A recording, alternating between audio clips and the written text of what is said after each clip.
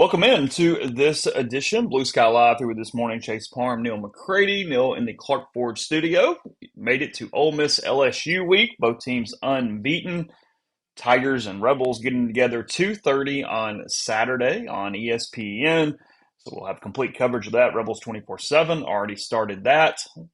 Complete coverage MPW Digital leading up to first of what Ole Miss hopes to be several showdowns that will dictate whether or not they are a college football playoff team this season. Look back at Tulane a little bit, the bludgeoning that was 45-10, Rebels over the Green Wave, and then again head to LSU. LSU easily dispatching of Southeastern Louisiana on Saturday evening in Baton Rouge. So we use lines, we use some other things to get to that and more coming up on today's show. A show brought to you every day by Blue Sky locations throughout the state of Mississippi, up and down I-55 throughout North Mississippi as well. Catering options, again, if you need some extra stuff for your tailgate this weekend, they can hook you up. If you want them to handle feeding family or just corporate events or more, again, Blue Sky and Sweet Daddies, they're all across the state. And again, Neal in the Clark Ford studio.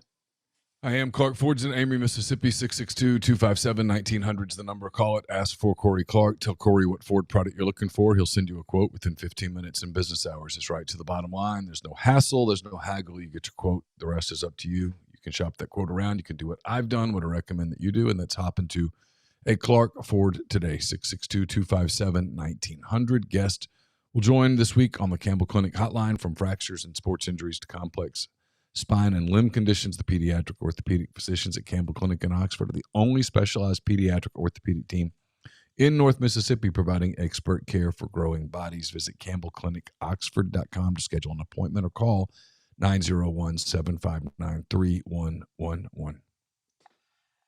Yeah, I've seen in the stream Austin saying if you get two tickets for 120, probably buying for this weekend.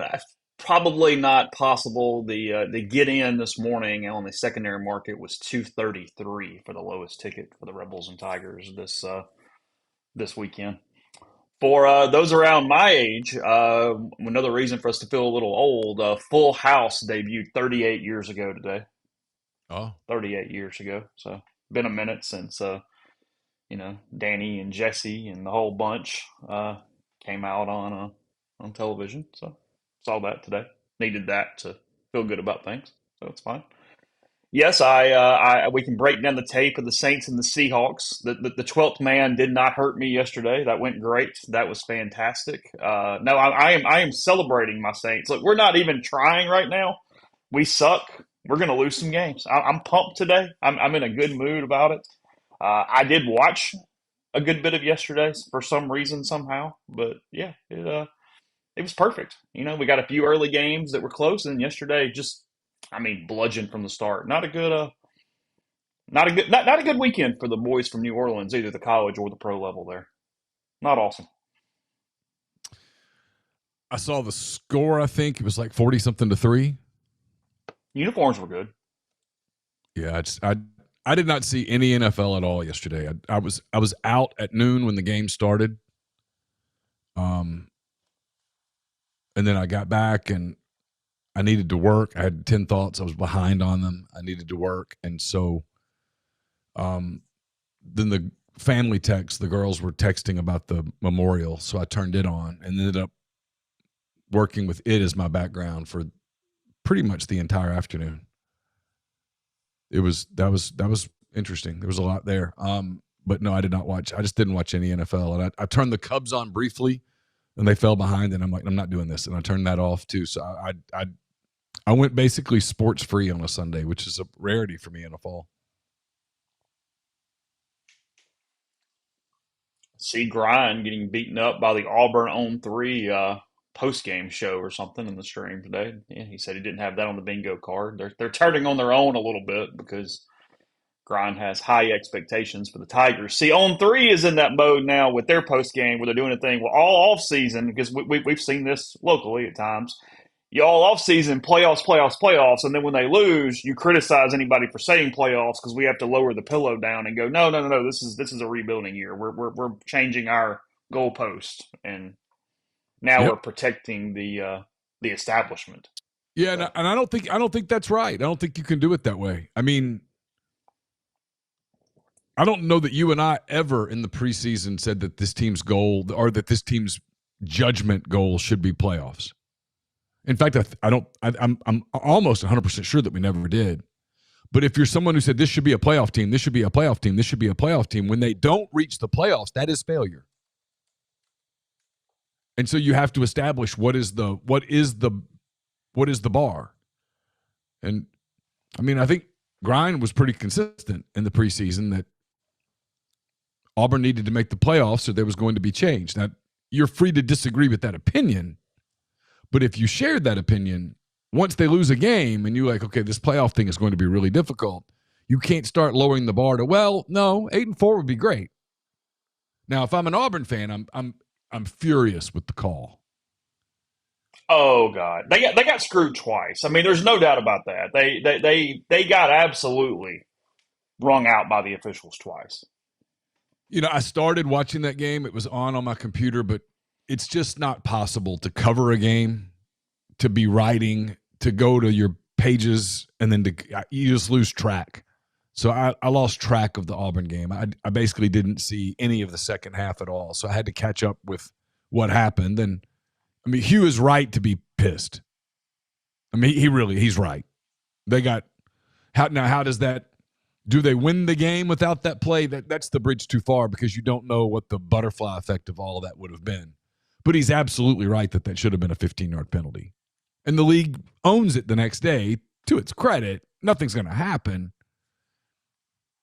It's where I tell people all the time, if you only watch one team emotionally, which is what most people do, you think the officials are out to get your team. The truth is they're just not good enough for what the SEC has become. They miss a lot. I mean, they miss a lot. It's not intentional. I don't think. I don't believe that. I know that's an unpopular take. It is one that I firmly believe. You're free to disagree. I don't think there's a directive from the league ever. I think that would be too big of a potential scandal. And frankly, they don't need it. They make gazillions no matter who wins. But I do think there's a level of incompetency that has crept in as the game has gotten faster, as the coaching has gotten better, as the players have gotten bigger, faster, stronger, all of that stuff. Frankly, the officials get older and they're missing calls. They're missing bad calls. You got to, because you're out of position. The speed, the size, the everything, the angles of it. And then they end up guessing. Like, look, it happened in the first half, so I saw it. We debated it. You were sitting there. I didn't think there was enough to overturn the fumble return for a touchdown. I didn't think there was enough there to overturn that. But the other one was egregious. One was judgment. One was just a plain miss. You missed it.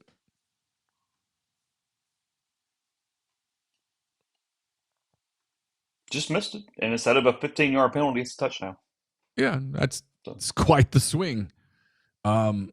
They missed a couple early in that Arkansas-Memphis game, and I'm pretty sure that was an SEC crew. I mean, Arkansas can't blame officiating on that game. You just can't, because the optics of some of the things that happened in that game are inexcusable and will mark the end for him. But it doesn't change the fact that officiating missed a couple of really big calls in that game. They're doing it in every game. They're just out of position. The game is faster than it used to be, and they're older than they used to be, and you can just do the math.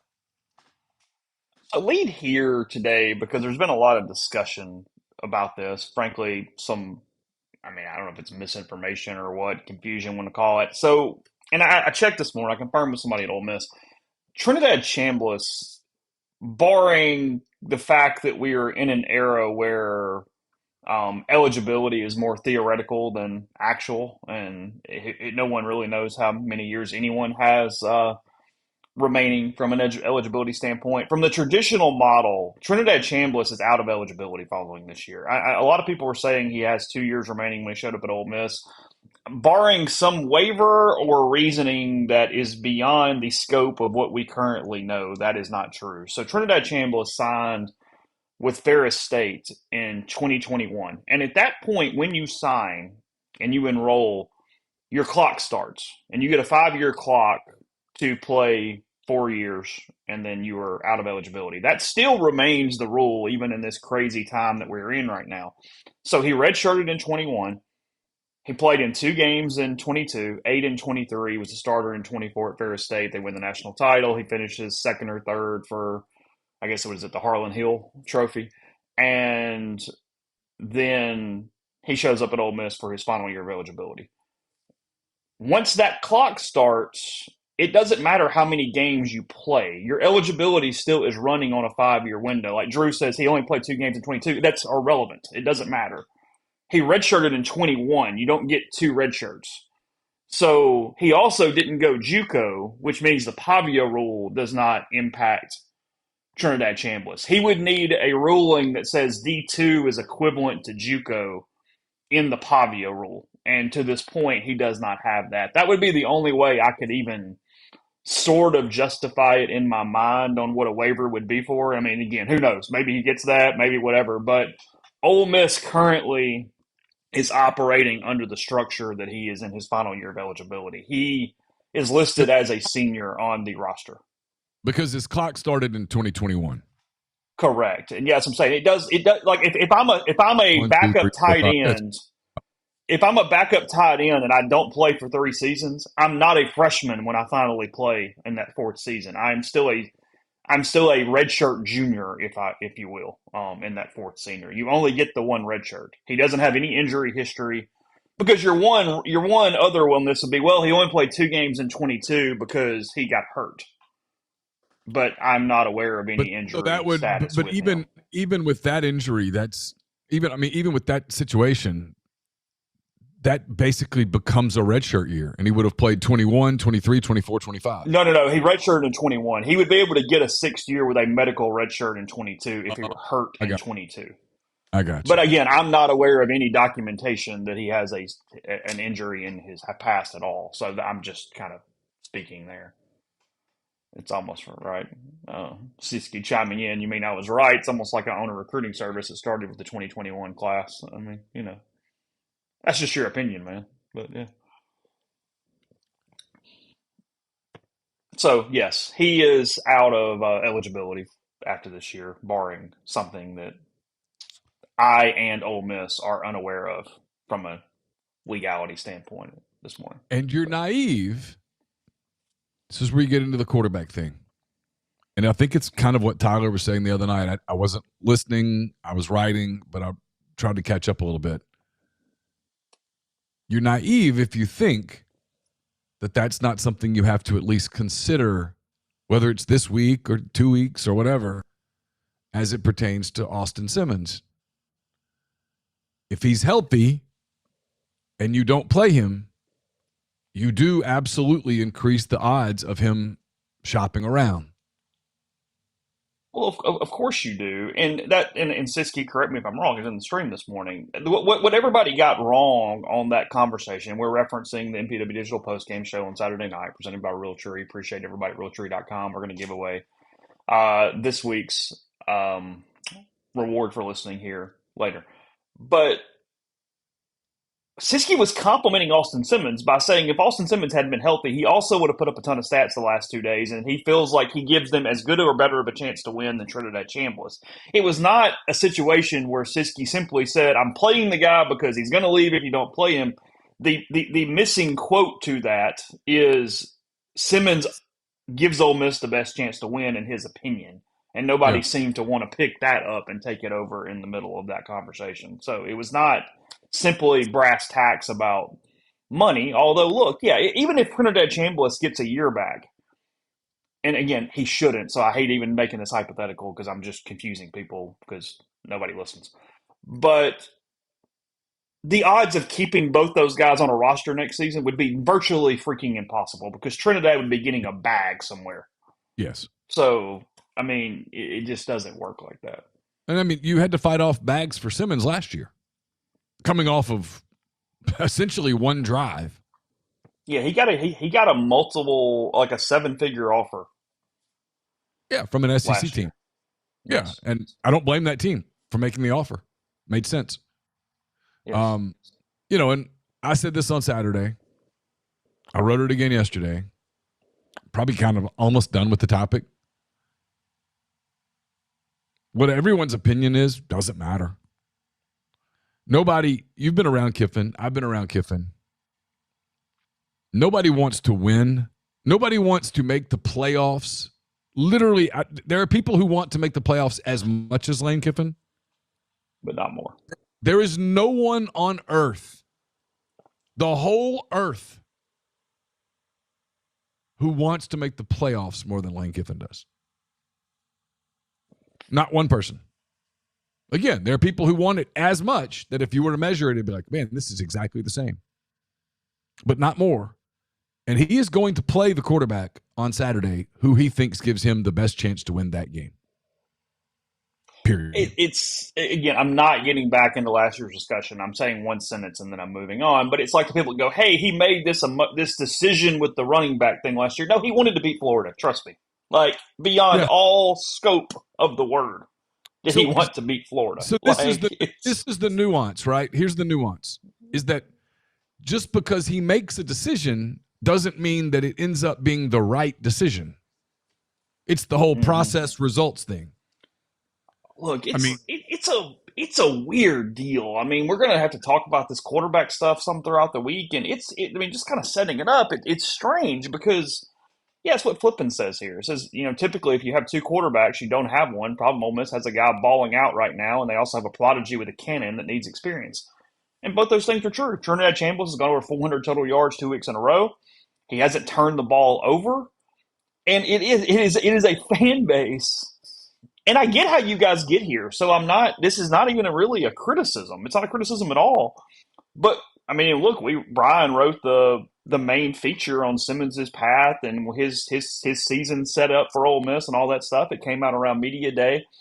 And you have this heralded kid, and there is like a portion of the fan base right now that almost gets on people for saying Simmons is the better quarterback versus a guy who came in as a backup and played for 2 weeks. And look, it's going to be a problem. If Austin Simmons starts this game and throws a first quarter interception, people are going to get pissed off in the stands on Saturday.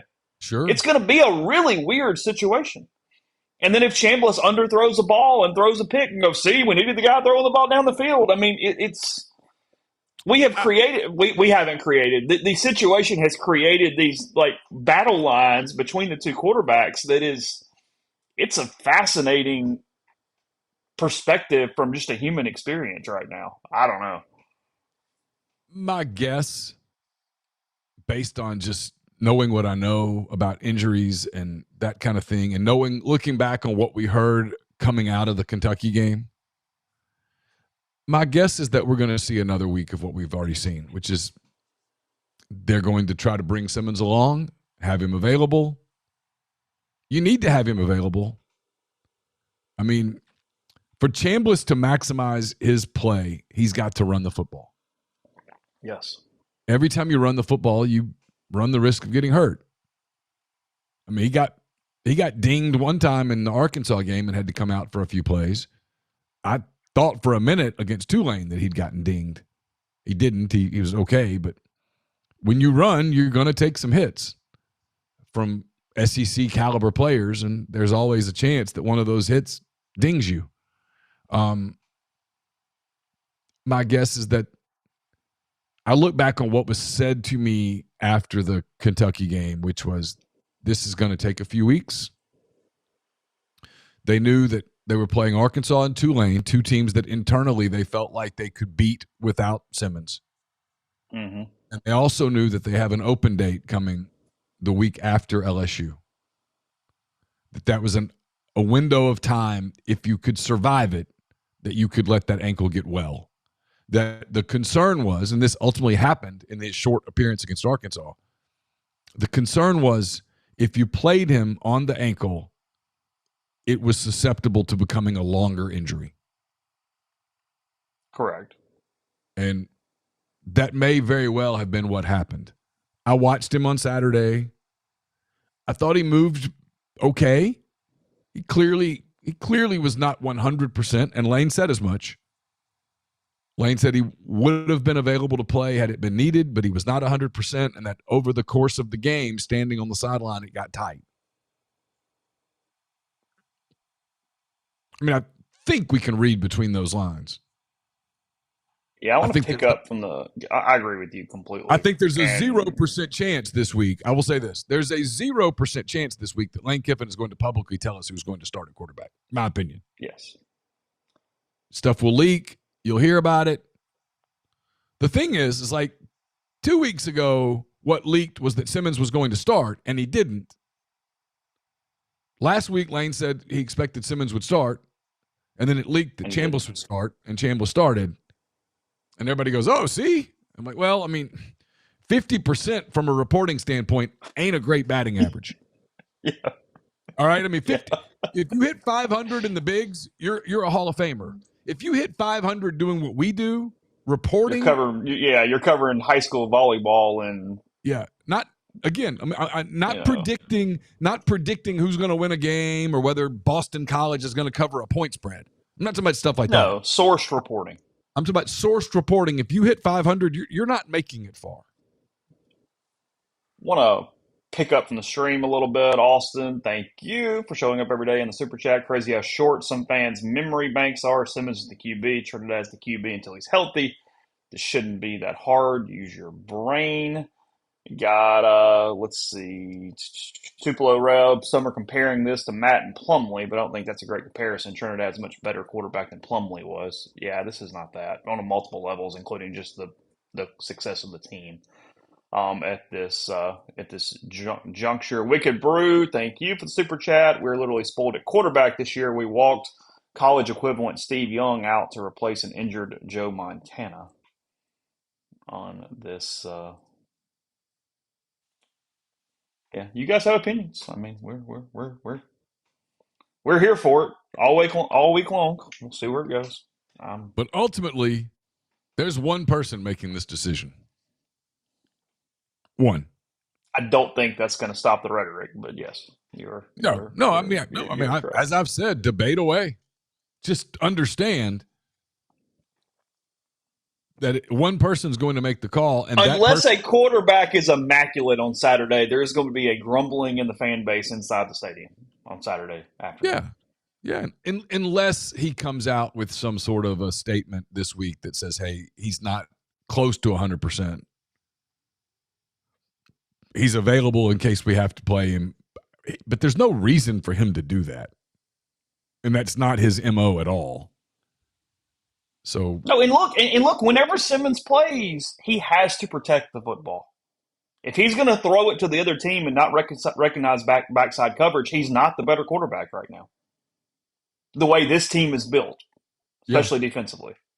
Yeah. Again, that's not me making an opinion. Just saying it's an easy opinion. That's not. I mean, that's dynamite broadcaster money. I mean, but it's true. And look, that one of the storylines for this week is going to be, can this defensive line put real pressure on Garrett Nussmeier? You get a more stationary quarterback, but Ole Miss is not sacking the quarterback right now at all. At all. Nor are they really pressuring the quarterback. Ole Miss hit Retzlaff twice and did not have a sack against Tulane on Saturday. And this was something that they did last year. They got a lot of pressure on the quarterback last year. In this particular game, it was one of the reasons they were in position to win it. Should have won it. They were in position to blow it open and didn't get it done. But one of the reasons was because they were able to impact Nussmeier in the pocket. If you can't impact him in the pocket, you really run the risk of getting hurt. And I know there's going to be a narrative about how good he is or isn't or whatever, and that's fine. And it's just part of what we do. But there's a reason that multiple NFL people salivate over Garrett Nussmeier and its arm talent. Yeah, let's look at that in a second. We'll come back after the break and do that. But first, this show is brought to you by BetterHelp. We turn to funny places for support, but not everyone's a therapist. Not everyone is the one. Find your right match with BetterHelp. We've all done it before, turning into a barista, hairdresser, random stranger in the bathroom for life advice. As fun as they are to talk to you about everyday topics, when you're looking for help with relationships, anxiety, depression, or other clinical issues, may not have all the right answers. Instead, get guidance from a credentialed therapist online with better help. They have flexibility completely online. You can pause your subscription whenever you need to and switch therapists anytime with no extra cost. With over 30,000 therapists, it's world's largest therapy platform, having served over 5 million people globally. It's convenient. It is there for you. So find the one with BetterHelp.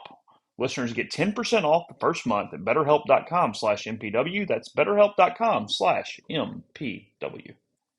We're brought to you by Comer Heating and Air, Southern Air Conditioning and Heating, different names, same great people, products, and services. If you live in Oxford, Batesville, Tupelo, or the surrounding area, call Comer 662-801-1777. If you live in Hernando, South Haven, Memphis, those areas, call Southern 662-429-4429. Oxford locals, Ole Miss families, if you need dry cleaning or laundry done right, Lapel's Dry Cleaning has you covered. Proudly serving the Oxford community since 2016. Lapels takes care of everything from suits and formal dresses to comforters and everyday laundry. Even better, they offer free pickup and delivery to make life easier. Just call 662-638-3149 to be added to their pickup and delivery route, or visit them at 3010 Old Taylor Road, right across from the Mark condominiums. Mention Rebels 24/7 or MPW Digital for 50% off your first order. Trust Lapels to keep you looking your best. We're brought to you by ENT Physicians of North Mississippi. As the largest private ENT practice in the state, their goal is simple: delivering fast, expert, and comprehensive care for patients of all ages with ENT, allergy, sinus, dizziness, balance, and voice-related needs. With same-day or next-day appointments with ENT urgent care for that annoying cough or sore throat, in-office CT scans, and same-day allergy testing, and access to their comprehensive audiology team, offering a full range of services from hearing aids and custom hearing protection to potential surgical options. ENT Physicians of North Mississippi are committed to removing barriers to care. They now have new locations in the New Albany and Starkville, and in addition to Tupelo, Corinth, and more. Get more details at entnorthmississippi.com or call 662-844-6513. My 10 weekend thoughts are up at rebels247.com. They're brought to you by Andrew Sego Wealth Management. Are you retiring soon? How long should you wait to take Social Security? What accounts should you pull from first? These are just some of the questions that can only be answered with the personalized retirement income plan. Andrew Sego with Sego Wealth Management specializes in helping folks just like you come up with their retirement game plan. Whether you meet at his office in Collierville or prefer Zoom from anywhere, schedule a free discovery meeting. See what they can do for you.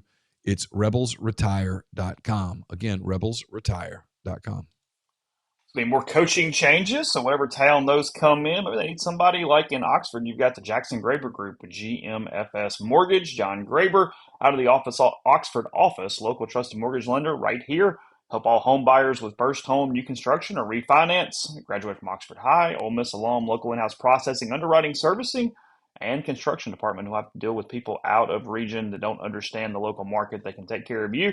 It's licensed in other states, and if you're buying home, refinancing, or just have questions, you can check them out at gmfsmortgage.com/GGG or 662-762-4502. Podcast also brought to you by G&M Pharmacy, 662-236-2222.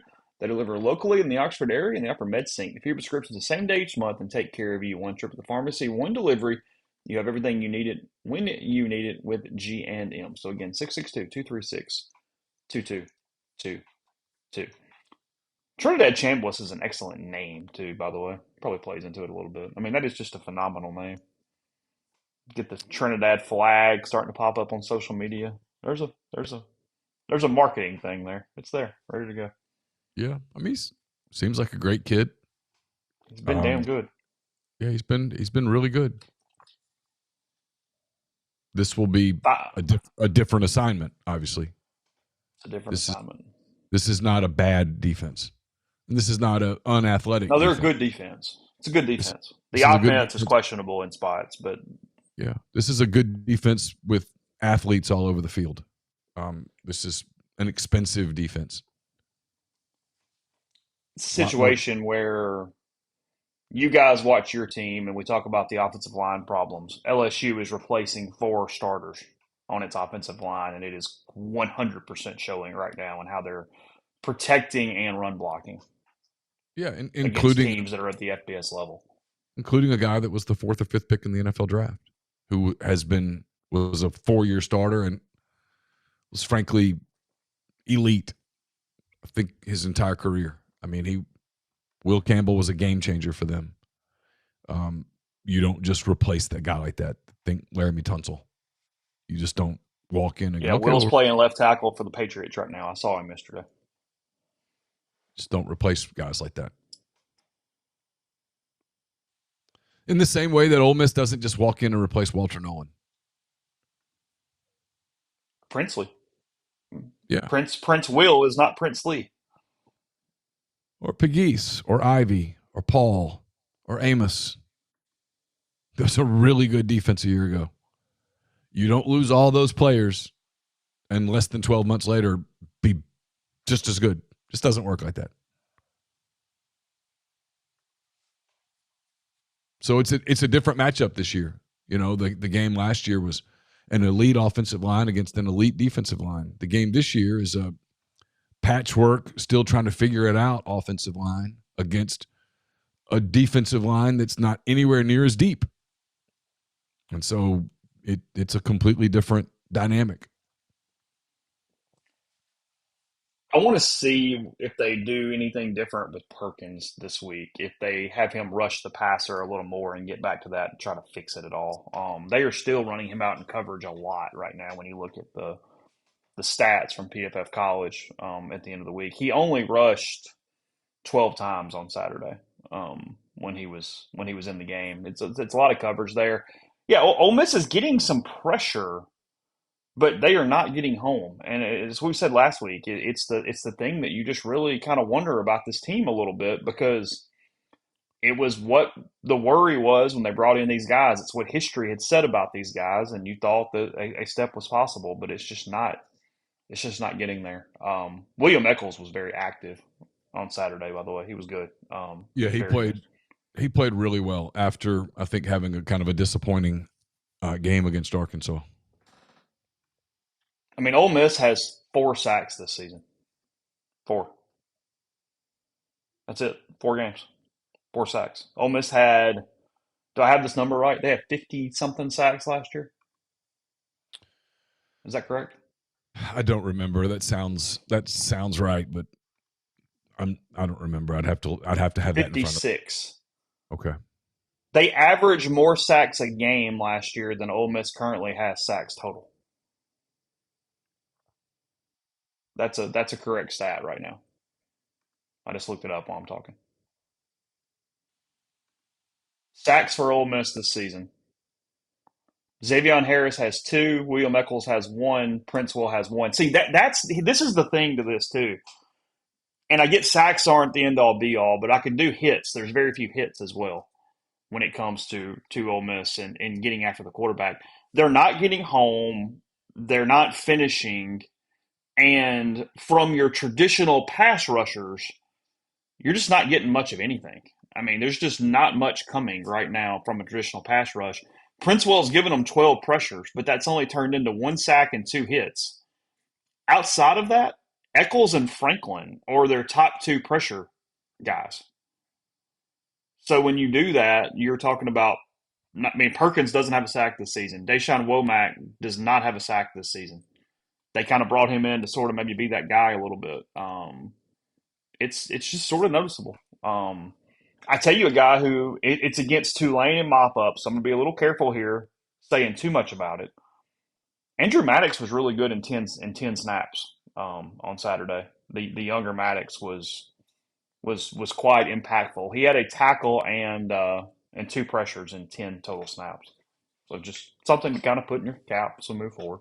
Again, it's mop up against Tulane context, but it's there. So Yeah, I missed we'll see. I think I missed the last 6 minutes of the game. I didn't see any of the last 6 minutes. I went down and then went to the team room and was just trying to write feverishly. I didn't go on the field. I started to, and then I was like, well, if I go to the field, I'm going to be even later. And so I was trying to get done. And it was 45-10. Well, at the time it was 45-3. Well, yeah. And I was like, this isn't going to, nothing that's about to happen is going to impact what I'm writing. Let me go write. Yeah. I was surprised Chambliss stayed in the game as long as he did. I was a little bit. I was surprised. I was surprised Lacey stayed in the game as long as he did. Yeah, that's a good point. But that's just Lane. I mean, He plays his guys. he is an He got NFL. Diggs a few more snaps. Yeah. Well, they put Diggs in and he immediately got an illegal procedure and they took him out. Yeah. Yeah. I mean, he's an NFL style coach. That's the way he coaches. Let's look at lines, and we'll use that to look back at the week a little bit. Florida State, Virginia is the first of two Friday games. Vegas got a pretty tight line on this. It's in Charlottesville on Friday night. Virginia only a 6.5 point dog at home in this game against Florida State, and then TCU Arizona State is the 8 o'clock game on Fox. Arizona State favored by 2.5 at home against the Horned Frogs. Sort of TCU 3-0, but everybody kind of positioning around what looks like Texas Tech is the favorite there in the Big 12 following what happened on Saturday in Utah. For that game, there's been a big change on the line in the Ole Miss game. LSU was a 1.5 point favorite in all the early bets last week. That reset yesterday, and it flipped to Ole Miss being a 2.5 point favorite. So a 4 point swing there on that game. Ole Miss now -2.5, and the over under of 55.5 on a total for this game. I told you guys on Saturday night when that line was LSU -1.5, it just didn't feel right. Like I didn't forget the rankings. Who cares? Like the rankings just in September don't matter. They don't matter. It will be number 13 Ole Miss and number 4 LSU on the TV screen on Saturday. Yeah, but it's September. Rankings are so immaterial in September that I don't even I couldn't even muster up the energy to find one to criticize yesterday. I just kind of left it alone. Like this doesn't matter. I mean, there's plenty that if you want to criticize that their criticism's valid. It just doesn't matter at all ever. But it really doesn't matter in September. I can't come up with a justification yet to pick LSU. I'm scared. No, I feel pretty strongly Ole Miss right now for whatever reason. I'm scared of teams that have beat up offensive lines. I don't care who you are. If your offensive line is beat up, I don't like picking you. And look, Nussmeier absolutely can beat Ole Miss down the field, and he is unlike anything Ole Miss has seen from a throwing standpoint. But he's also going to be a bit of a statue compared to the last two quarterbacks if you can get pressure. He does not move anywhere near like Retzlaff or Taylor Green. No. It's not even anywhere similar to the same kind of quarterback. Now, the flip side is if you don't pressure him, unlike those two guys, like Retzlaff had happy feet. He was looking to get the hell out of there. Dude was seeing ghost immediately. He was throwing the ball all over the damn place, moving all over the place. And Green is a lot like Simmons. He's a half field guy. Nussmeier will use the whole field. But Nussmeier's hurt. That's been acknowledged. I don't know. I don't really know what I expect. If you made me pick today, I would pick Ole Miss and lay 1.5 or whatever. Whatever. I mean, I think I think Ole Miss will win the game. But, assuming that they don't have some turnover fest. I mean, obviously that's the one thing that it didn't matter against Tulane. It mattered against Arkansas. The fact that they played a clean game and didn't turn it over. Tulane was nowhere near as athletic as Arkansas was. Better coached, but nowhere near as athletic. Caden Doors pointing out too that Caden Durham has an ankle injury for the Tigers, so they're dealing with some running back issues as well. Now their other running back, what's his name? It's like Jawan or something like that. Johnson. He's pretty good. I mean, look, it's LSU. They got athletes everywhere, but they've got some injuries.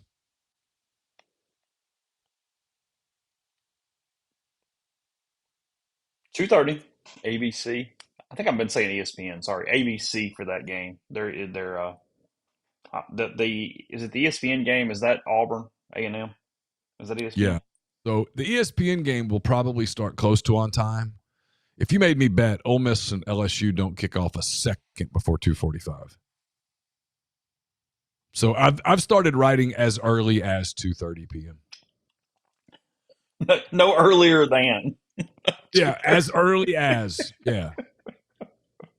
I mean, it's wild to It's me. kind of like Lane walking in for the press conference. No earlier than 11:45. Okay, got it. Yes, Thanks. the one. Yes. I It's a mean, suggestion more than a scheduling note. yeah, I've surrendered. I mean, it doesn't seem to bother people. Boy, the games just drag. First half of games just really drag. ABC, I mean, we'll hit this all week. They do have a hell of a triple header. I mean, they're looking over at CBS and going, "Hey, thanks, guys. Enjoy. Really appreciating your support here." They're going to get to go Notre Dame, Arkansas, Ole Miss, LSU, Georgia, Alabama on Saturday.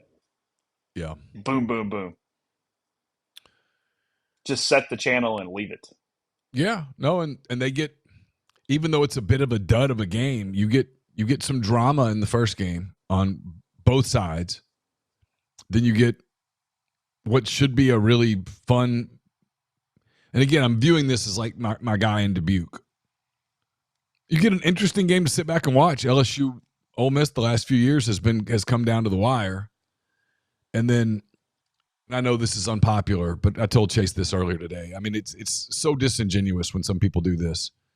There's not a TV executive in the country who could justify not picking Alabama at Georgia for primetime. There's just, you wouldn't be able to sit in the room at ABC and go, okay, well, let's slow our roll on this Alabama Georgia thing. It's two monstrous brands that have dominated the sport for the better part of the last 2 decades, off and on. You get so many storylines that are just guaranteed, baked in. Of course, that was going to be the primetime game. I understand why fans want the game at night. It's September. It's hot. All those things. I will say this as an observer, though, and I've now been on the beat for 18 years, so I feel like I've got a decent feel on this. I think Ole Miss, and I don't have the numbers to support this or to shoot it down. I have not done this research, and I'm not going to. If anybody would like to, go for it. My observation, just gut feeling, is that Ole Miss is a better team at 2:30 than it is at night.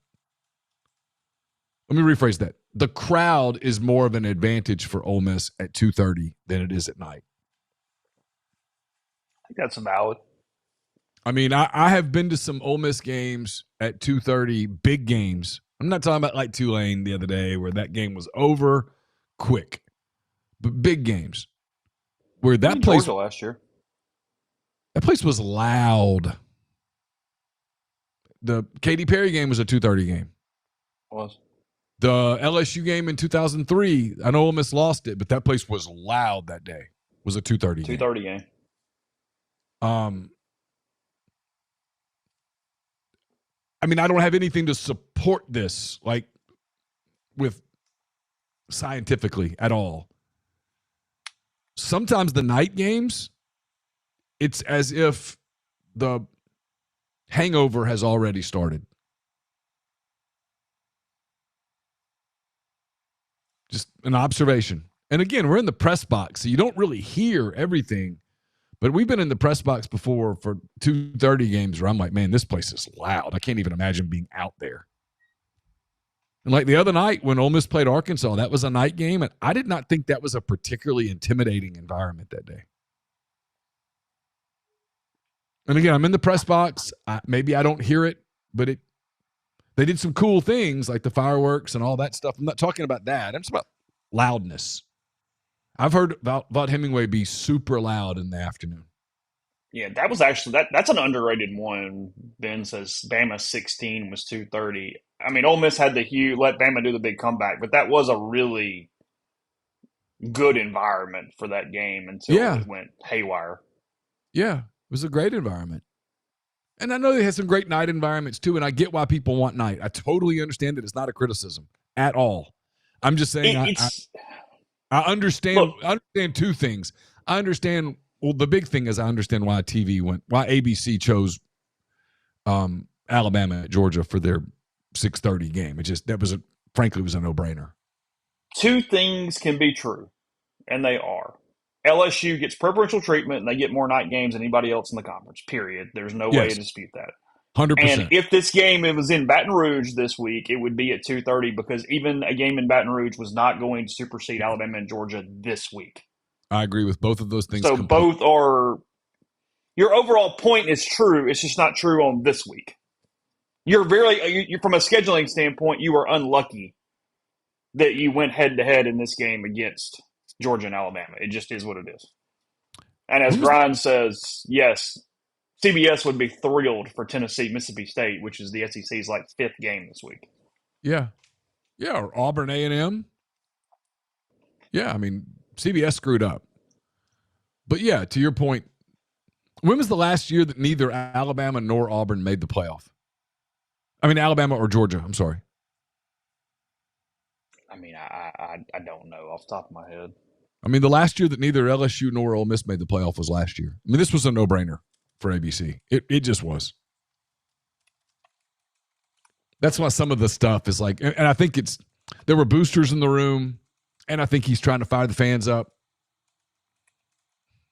But like, if he did indeed say that to Sankey's response is kind of like, come on, man. But yeah, does LSU get, yeah, but one of the reasons LSU gets that protection is because the TV people want LSU at night. It's not necessarily the SEC protecting LSU is my point. It's the league, it's the TV partners going, that's what we want.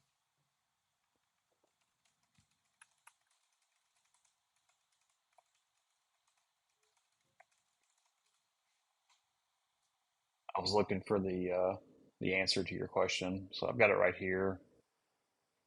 23-24 was Alabama. 22-23 was Georgia. They both made it in 21-22. Alabama 2021. Yes, the stream was correct. 2019 LSU, Ohio State, Clemson, Oklahoma. Okay. So I mean, that is your answer. And then if you went back before that, you're hunting again probably. So it's been a minute. That's the only time. Two huge brands is what it is. Now Alabama took care of that. Yeah. Prior to that, Georgia did not. But yes, to your question, that is the only year that one or the other has not made it. Yeah. Yeah. No, look, Ole Miss is dealing with Ole Miss is in this second tier from a notoriety standpoint, and frankly, depending on the exact topic, they're in the first tier, depending on what we're doing. Yeah. But, I mean, they have way more national clout than like what you've been talking about. Ole Miss and Missouri have the same record over the last 30 games.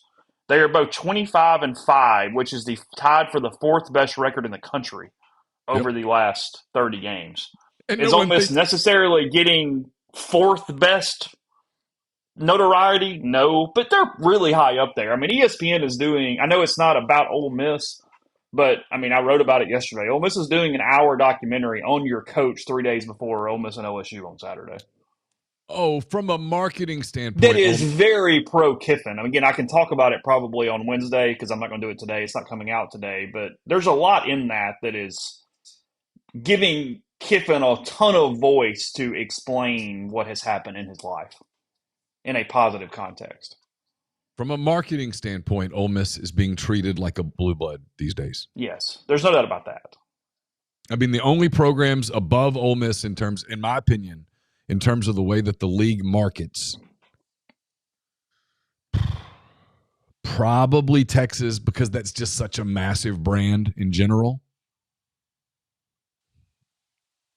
Probably Georgia, and they deserve it. And that's about it.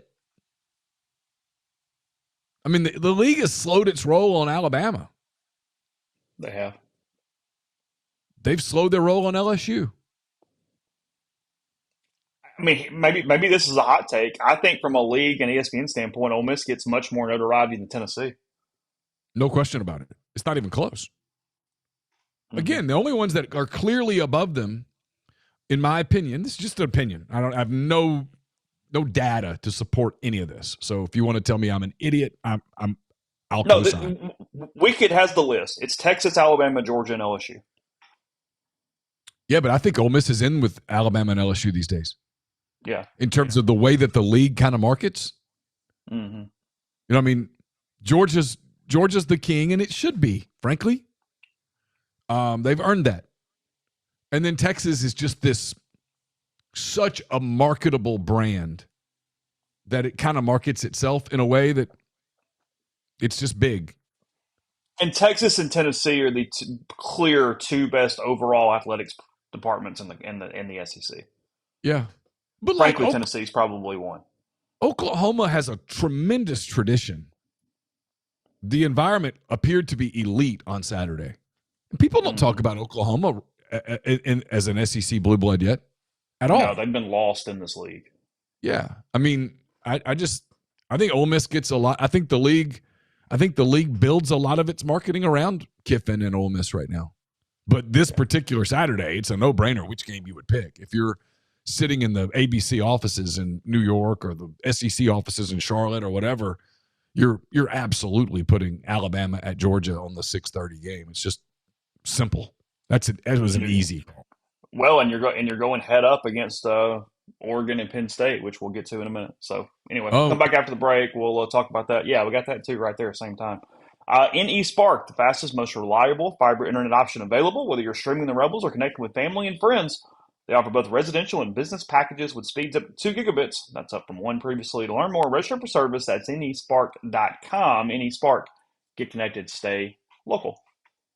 Arnett's Fine Jewelry is a fourth-generation jeweler. It's located in the old Lamons Jewelry Building on North Lamar Avenue in Oxford. They offer expert jewelry repair, diamond engagement rings, wedding bands, stackable diamonds, genuine stone bands, pearls, genuine color stones, diamond jewelry, and much, much more. They're great for gifts. As we get closer and closer to Christmas, we'll turn the calendar to October next week. Starting to get into the holiday season, be aware of Arnett's when you make your trip because Arnett's wants to be your jeweler. I'm not sure what the color is for this week. Do you know? Is it powder? Is it blue, red? I will look, but I don't know. Yeah, I'm seeing this from Chris. We'll talk about it after the break, guys.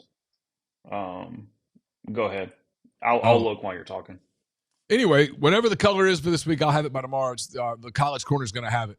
It's plenty of polos, tees, quarter zips, hoodies, everything you could want to get ready for the game Saturday. They've got it at the College Corner, more than 4,000 square feet of the best Rebel gear. People are saying it's a red. Red.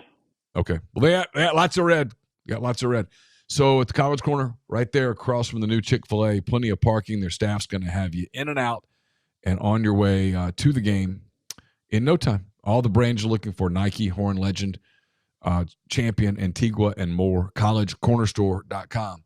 We're also brought to you by Kaiser Flooring. Kick up the cozy in your home this season with new floors from Kaiser Flooring as certified installers.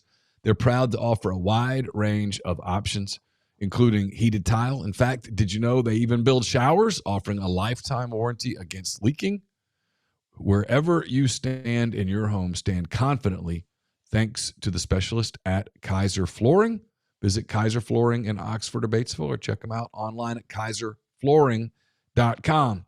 We're also brought to you by Argent Wealth. They're based in Ridgeland, Mississippi. Clients in more than 20 states. They provide detailed, specialized investment management, financial planning, retirement planning for individuals and businesses, and much more. At Argent, investing is treated like a commodity. Decisions are made using objective information and research, not emotions.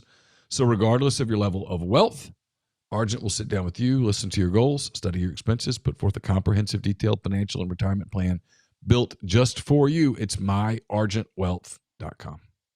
Podcast is brought to you by New Albany Pharmacy and Solutions, NewAlbanyPharmacy.com, 140 Fairfield Drive in New Albany. Contact them 662-539-7777.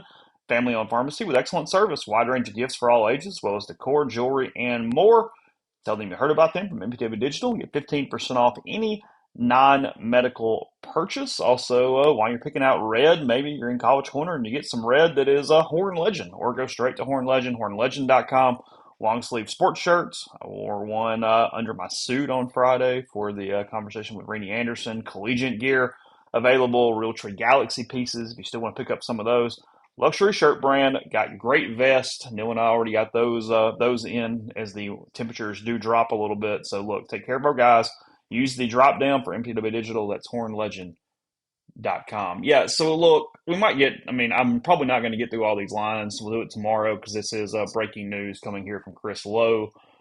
The SEC with their annual opponents for the next 4 years. He has, to the best of my knowledge, broken the story, assuming he's correct, and I am assuming he is correct. Again, remember we've got 9 game conference schedules, 3 permanents, 6 alternating. And look, they're going to do some balance with those 6 alternating too. So, I mean, before anybody loses their mind for any team, this is not about Ole Miss, just in general. I mean, there is some method here to the madness in different ways. So, Ole Miss getting Mississippi State and LSU, those were the givens.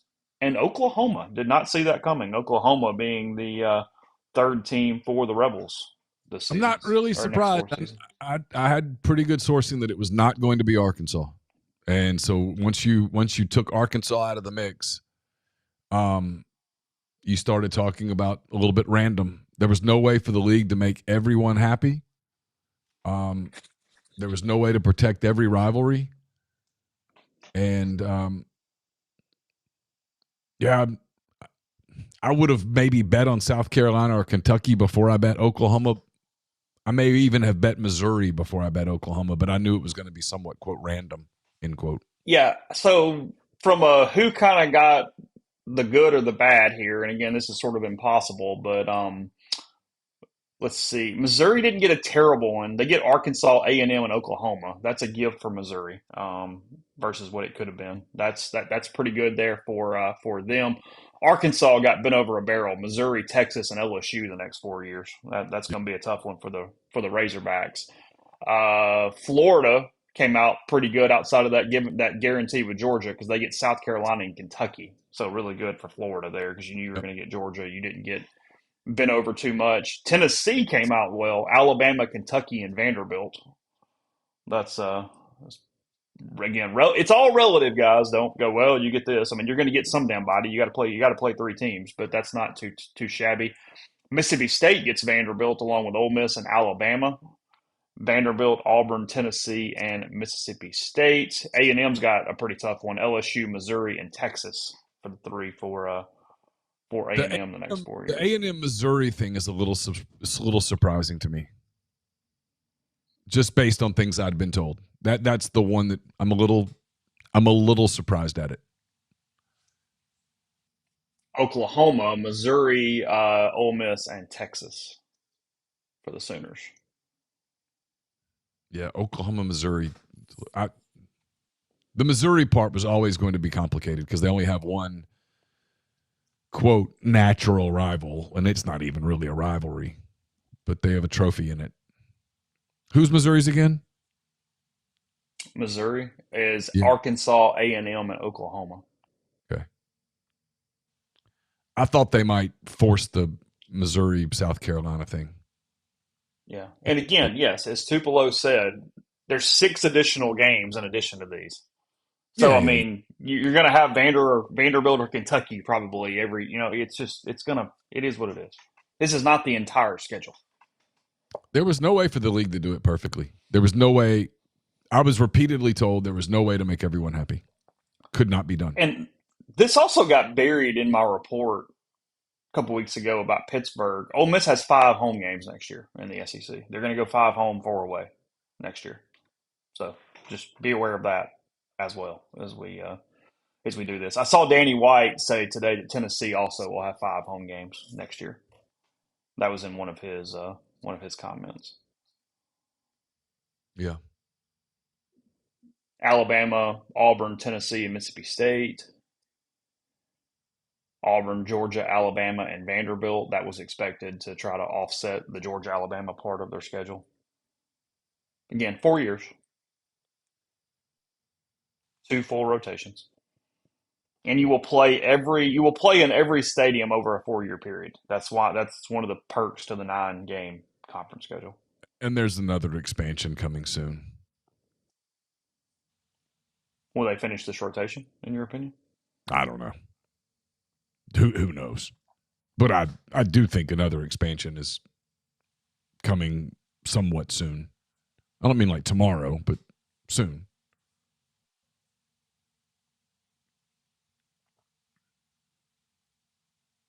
I was looking for any other final thought on this, but I don't really see anything that's sticking out to me. LSU gets Arkansas, A&M, and Ole Miss. That was to be expected. Yeah, makes sense. I mean, I'm surprised they didn't force LSU Texas if there was a way, because that's just such a natural. You can't, because there's no way to do it all. But they'll get LSU Texas every other year, so you'll still get it, but you just won't get it every year. I mean, that feels like a miss. It looks like they got away from the two from your end and one from the other end that they were talking about for 2 years on how they did this. This doesn't really make sense that way. Yeah. So I think they got away from that. Yeah, I'm glad I wasn't put in that room and said figure it out. I mean, I don't have any hair to pull out, but if I did, I'd be pulling it out. There's, especially when everyone's. Yeah, I'm kind of with Snoop. I expect Ole Miss to host Tennessee next year. This way the schedule movement works. I think that will be one of their other games.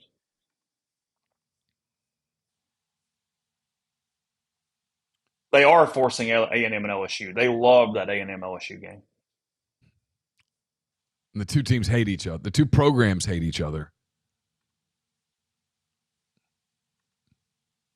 Just if I'm TV guy, I'm like, dude, I kind of wanted LSU Texas.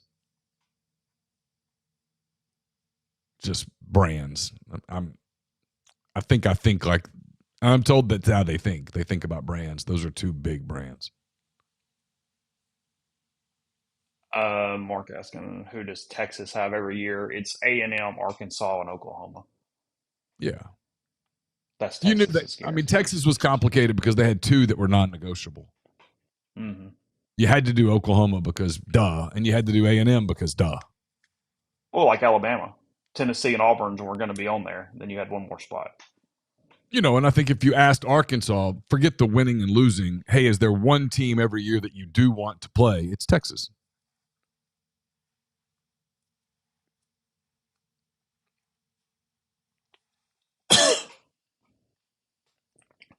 I mean, having them on your season ticket package every other year basically guarantees massive season ticket sales. It does. USC Illinois is on Saturday. SC now 4-0 after dispatching Michigan State. Illinois coming off that terrible loss to Indiana, just got bombed by the Hoosiers. USC minus 6.5 in that one. Arkansas, this line has not moved. It stayed steady even yesterday on the reset. Notre Dame giving 6.5 in Fayetteville on Saturday, 11 a.m. in that one. Arkansas's got an open date next week. It is probably worth watching. As you pointed out, and we were watching together, the optics of getting the ball back with 45 seconds. You've already had the fumble for the second week in a row to lose a game, and all you had to do was tackle a backup quarterback, and he just drug your ass 7 yards for a first down in the game ender. That play, and they came out of a timeout earlier in the game with 12 men on the field. Those were two plays that were daggers for him. And Hunter Yurachek fired himself on Monday a week ago. With the Little Rock Touchdown Club. We make jokes about the Little Rock Touchdown Club. The Little Rock Touchdown Club has been it's been on a roll. They have. You better, I mean, you know, when you get an invitation to the Little Rock Touchdown Club, you need to take that seriously. I mean, I'm kind of being joking and I'm kind of being serious. He hung himself on Monday in Little Rock at the Touchdown Club. That gets covered. The whole state covered it. It's on video. His answer didn't go well. It's true. I mean, that will be a very interesting openings to watch over the next, because I do think it will be plural. That will be interesting to watch over the next few weeks. your Commodores are about to go to 5-0. They've got the Utah State Aggies, who hired an athletics director, by the way. They hired some assistant AD at Tennessee as their Yep. athletics director today at Utah State. Vanderbilt favored by 21.5 after hanging a 70 on Georgia State last week. That early 3-0 lead for the Panthers did not hold up in Nashville against the Commodores. I said it last week. I'll say it again. Vandy's good. And to finish the Arkansas thing, Chase, Alan points this out in the stream, and he's right. Arkansas is incentivized to just let Pittman finish this thing. To lose. Yes. To keep losing. The buyout literally cuts in half. And I don't know. I know Marcelo reported about Petrino, and I'm sure that's exactly right. I'm not questioning Brandon's reporting at all. I had heard pretty consistently that was a path I really didn't want to go down. Mm-hmm. Because you bring him in and you accidentally win, as popular as he is, suddenly you're stuck with him.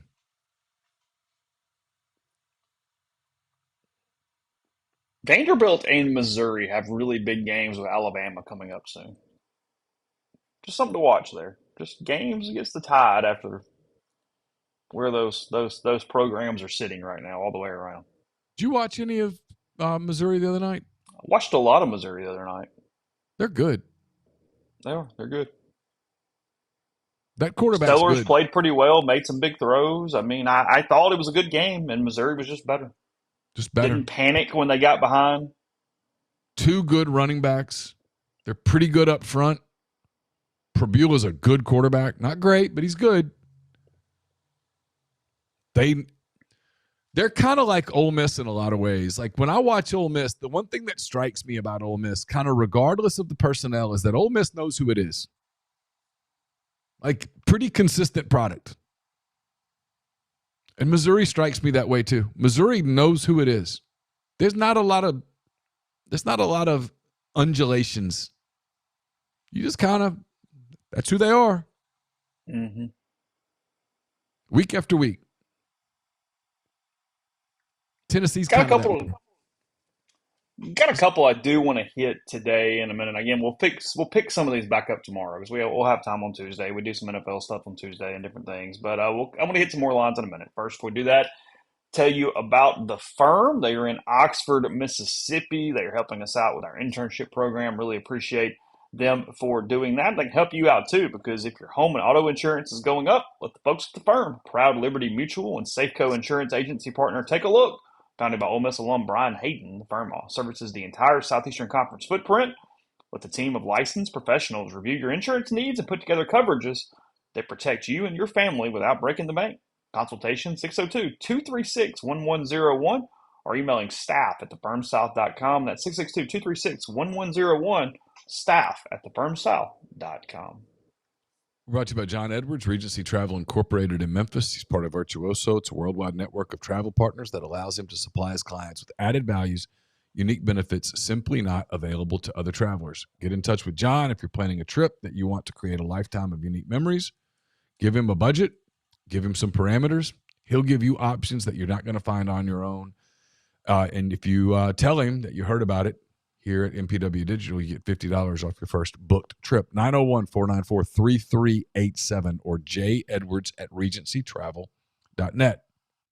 Get the beautiful, healthy smile you deserve at Corinth Dental. Dr. Bubba McQueen, Dr. Jenny Beth Hendrick are devoted to restoring and enhancing the natural beauty of your smile using conservative, state-of-the-art procedures that will result in a beautiful, long-lasting smile. From routine checkups to advanced treatment, including implants and Invisalign, Corinth Dental is here to help you achieve your smile goals. Schedule your appointment today. Take the first step toward a better version of yourself. It's corinthdental.com. We're brought to you by Parish Brewing Company, right there in the heart of Cajun country in Broussard, Louisiana. Their simple goal is to make awesome craft brewed beer. You don't have to go to Louisiana to get it. They've got it all over Mississippi, whatever you're looking for. Double IPAs, Pilsners, Oktoberfest. They've got great products. You'll absolutely love them. If you're heading to the Grove this weekend, make sure you throw some of those in your cooler. And don't forget, you get Ghost in the Machine in cans as well. So you don't have to worry about the glass police coming after you. You can get you some cans of Ghost be perfect for a big weekend in the Grove. Again, Parish Brewing Company. I'll have a mailbag to you on Wednesday. It's brought to you by Art Hayes, Sotheby's International Realty. Are you thinking of making a move? Put the power of Sotheby's to work for you as a licensed agent with Sotheby's and a supporter of all things Ole Miss. Art can help you buy or sell in your hometown or anywhere in the world at no charge to you. Seriously. So call and ask Art how. 612-805-5929 or email Art at arthur.hayes@lakesmn.com. And don't forget, if you're looking for your favorite Ole Miss hat or your favorite college team hat, look no further than Hovey hats. They're high-quality headwear that will have your friends asking where you got them. Take a look at their collection of Ole Miss hats, LSU hats, Tennessee hats at hoveydrygoods.com. That's HOVIDRYGOODS.com. Grab your new favorite hat at hoveydrygoods.com. I guess it's brought to you by Johnson Hill Creamery, johnsonhillcreamery.com. Look, LSU, a huge game from a tailgating, a game standpoint. Let them take care of your catering. You still can make orders the week of the game, so it's still active. Go to johnsonhillcreamery.com. Go by, see what they have to offer. They're located inside Chicory Market. They feed 20, 40, 60, whatever takes care of you. Great charcuterie boards, sandwiches, desserts, crudité. A lot of options there for you in Johnson Hill Creamery. That is johnsonhillcreamery.com. And again, stock your Airbnbs, your condos, your places you're in this weekend with Chicory Market. You'll find tons of different options, organic foods, specialty foods, and plenty more. And they got supper clubs coming up. Only one sold out, I think. That's Florida, so still some options available. 4-course meals. You reserve your spot ahead of time. I've done 2 of them this year. Great situation there with Chicory Market and chicorymarket.com. Yeah, we did go over 12,000 on YouTube today. Thank you, everyone, for that, I guess. Seeing that in the stream. Message board reactions like kind of negative about the permanents. Thought y'all got it okay. That's not a bad matchup. That's fine. Who they want? Well, I mean Vandy or Arkansas because they suck. Oh. Because if you're doing the 8-8 thing, it means Ole Miss got bumped up to a tier because of how much they've won over the last 4 years, and they got bumped up into a top 8. Well, I mean, to the discussion that we had earlier, the SEC absolutely views Ole Miss as a top 8. Mm-hmm. I mean, they do. Yeah. You want the respect, you got it. Yeah. I mean, you went shopping at the respect store and you bought respect. You get in the car with your respect and go, damn it, I didn't want this respect. Let's see. Well, I mean, but you're getting, hey, play all the good opponents, but we're just not going to let you play at night. So, I mean, look, see what happens. That's the problem. Got to play at 11 a.m. every damn week. Play works. So far this season, Ole Miss has not even played anything resembling 11 a.m., have they? No, it's coming up in 2 weeks, thank God.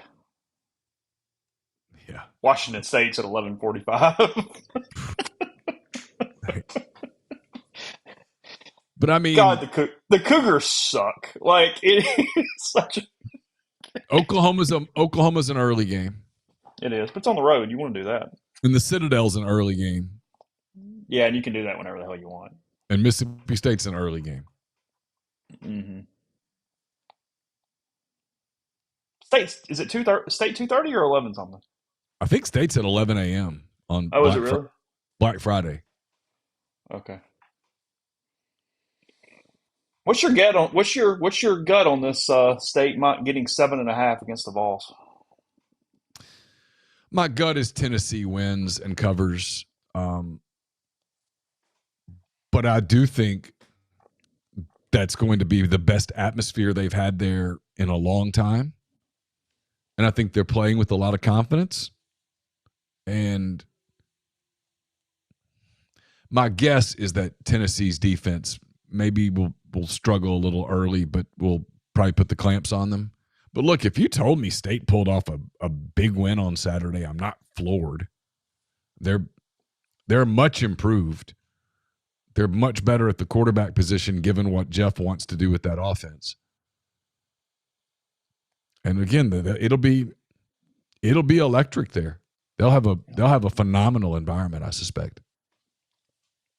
stream talking a lot about Florida. No, look, we've talked about this a ton. Dan Mullen is winning at UNLV. He's a really good football coach.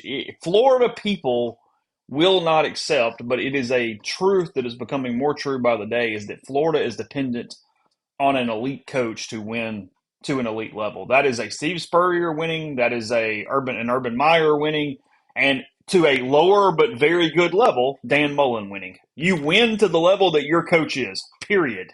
They made a In mistake. pro and con. I didn't mean to interrupt you. They made a mistake firing Dan Mullen. It was a mistake. Yeah. Their issue is that he had let the damn program deteriorate in so many off-field. Yeah. Like it had become a nuclear bomb. But it wasn't about the wins.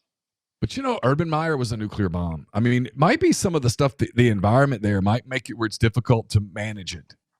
Yeah. I mean, I don't know. I'm not intimately familiar with that program. But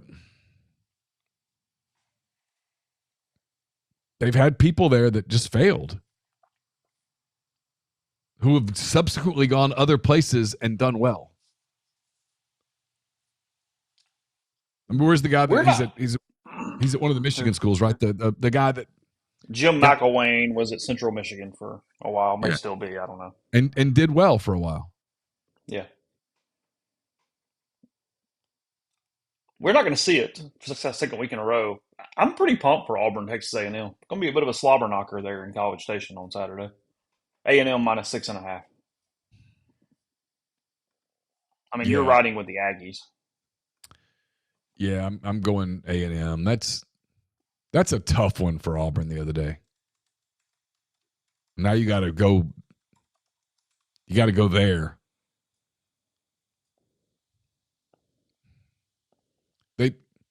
I think they deserved a better fate.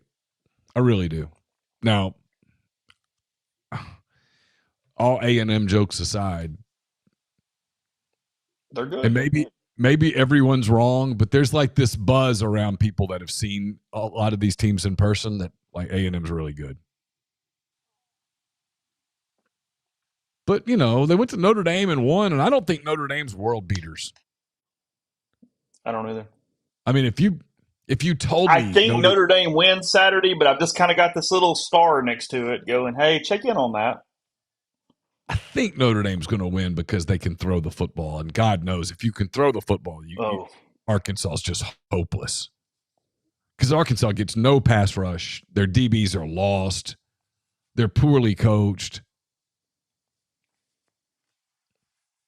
It's 11 a.m. You're gonna catch them early. They're coming off of two disappointing losses and one devastating loss. I mean, it's got Notre Dame handles it pretty easily, sort of written all over it, but still, I don't know that Notre Dame's going to have a lot of answers defensively for Taylor Green. Yeah. Now, Wicked makes a good point. We're a little sample size beholden here because we can't say Notre Dame is overly beatable and A&M is awesome and it was a one-pass game. No, I know. Look, I haven't seen A&M. I'm listening to other people talk about them. I can't. I'm not talented enough to watch 6 games at once. I just can't do it. I'm not. And I don't mean that as I'm not being self-deprecating. I'm being honest. I can't do that. Like the other day, I was having trouble covering Ole Miss Tulane with Auburn and Oklahoma in front of me, and I quit watching Auburn, Oklahoma. I just said I need to focus on my work. I'm not gifted enough to watch 2 games at once. And there are people that are, so I'm not criticizing. Like people that I think Tyler could watch 10 games at once and sort of see them all. I struggle with 1 game. So I haven't, because of the way Ole Miss's schedule has worked, I just haven't seen a lot of other teams. All right, I haven't seen LSU much. So I don't really have – I'm going to talk to Moscona and some people like that. I'm going to do the 5 questions thing with the Go 247 site that covers LSU. West. Yeah, Glenn West. I mean, I talked to him yesterday. I mean, but I don't have a real feel for LSU. I haven't seen them play other than a little bit in that Clemson game. And at the time, that looked like something that now it doesn't look like because Clemson has 3 losses. I'm going to save Oregon and Penn State tomorrow because I want to look at some rating stuff. I want to talk about that going head to head with Alabama and Georgia. But we'll close here. Georgia minus 2.5. What's the early gut?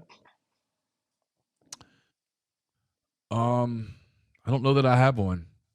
Probably Georgia minus the points. But look, Ty Simpson has played really good football if you just look at the numbers.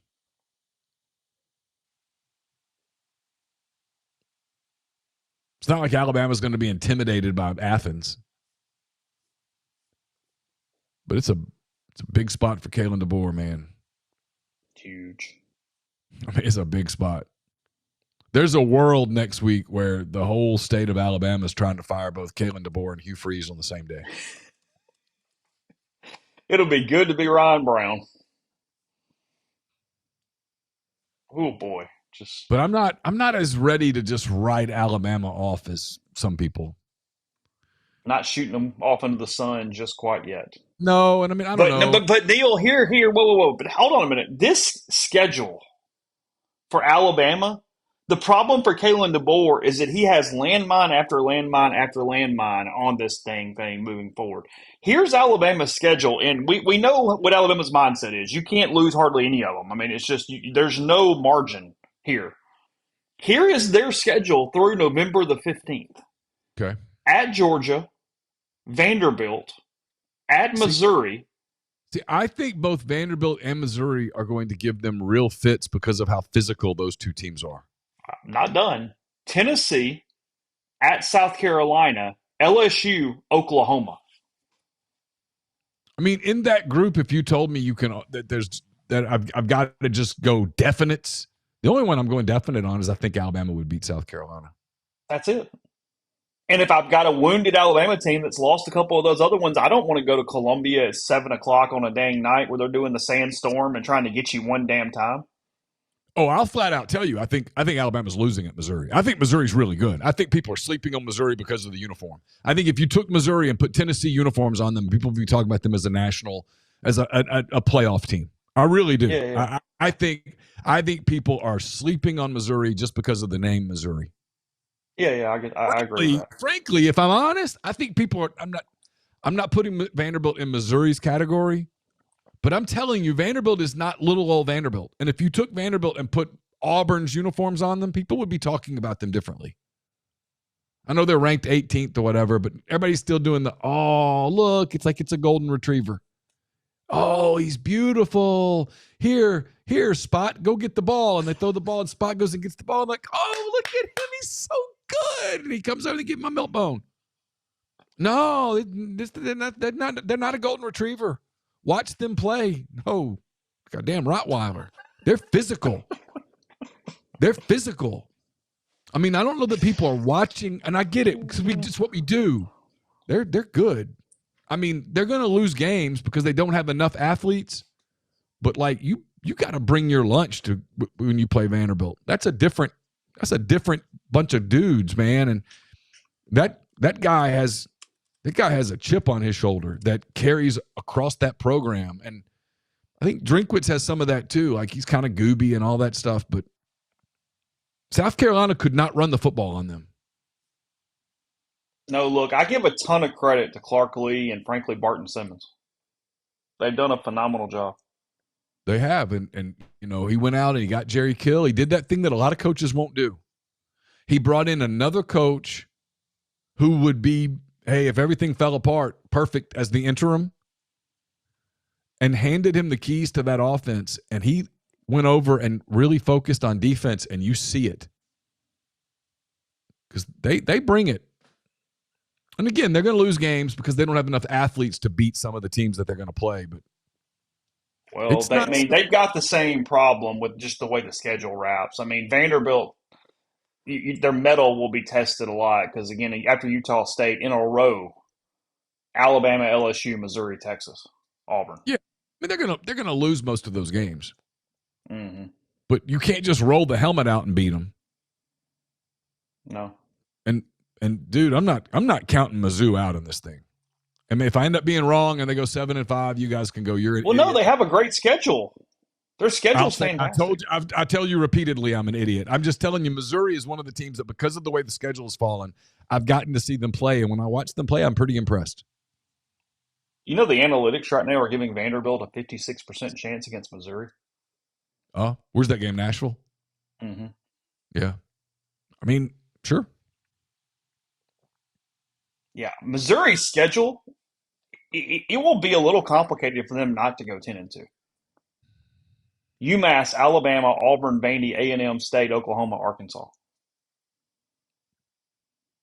Walk me through That's that again. dodging a lot of teams. They're undefeated now, so UMass is a win. Alabama's at Alabama, home. Okay, I'm giving them a win there for the sake of this conversation. at Auburn, at Vandy. They probably lose one of those two games. And then they have two huge games against A&M and Oklahoma. And they probably lose one of those two games, if not both of those games. And they'll beat And Arkansas if too. so, then 9-3 and it's over. And then they have Arkansas and Mississippi State. They would beat both of those teams, I think. Yes. They'll punish Arkansas. Yeah. And they'll probably punish State too. Yes, South Carolina had -9 yards rushing. That is true. I mean, they couldn't move it. Mm-mm. So. And Missouri can move it. Missouri can move it on the ground. And that, yeah. like, that's a big Lane Kiffin thing. It's wild how similar the two programs are. Just different faces at the top of it that prevent you from, I think, really drawing the comparison, but they're very similar. Ahmad Hardy's a really good back. It's interesting that really worked for them. Either they gave up on Lacey or Lacey just decided he didn't want to be there. He comes to Ole Miss and I think is one of the better backs in the league. And then they add Ahmad Hardy. Some other teams were like, I'm not going to pay that much for Hardy. He got paid at Mizzou, and it's really worked out for them. Yeah, it paid off. No pun. Yeah, we'll look at some Big Ten stuff. We'll look at Oregon and Penn State a good bit tomorrow, some NFL tomorrow. Reminder, put it on the board. I'm at Lemuria tomorrow, 4:30 to 6. So either buy a book, come by, say hello. Got Chris Snopek, Bernie Hutchinson with us there tomorrow. So again, head on over if you're in the Jackson area. I would appreciate that. Again, just say hello or swing by, get a chance. So that's 4:30 to 6 tomorrow. Appreciate all of you. Huge crowd today. So thanks for this Monday heading into LSU week. As always, we appreciate all the super chats and the folks that show up in our stream. Rebels 24/7 in the meantime. Snap counts up there. The review of Lane Kiffin's doc that comes out on Wednesday. We'll talk about that more on Wednesday. 10 thoughts, mailbag questions, all that good stuff. So Rebels 24/7, and we'll talk to you again soon.